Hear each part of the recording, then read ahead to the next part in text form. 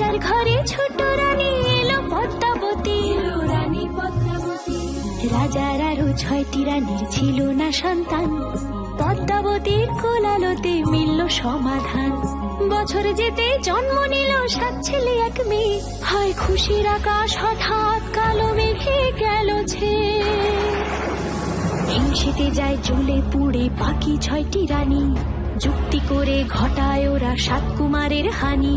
সুযোগ মতো 7 ছেলেকে মাটিতে দেয় পুঁতে, বাঁচে একা পারুল, ওরা পায় না তাকে ছুতে। ধাইমা বাজায় সেই মেয়েকে বড় করে তোলে, 7 ভাইকে পায় যে পারুল 7টি চাপা ফুলে। এত কিছুর পরেও রাজার বিপদ যে কাটে না, সূর্য নগরে সুখের সূর্য আর ওঠে না।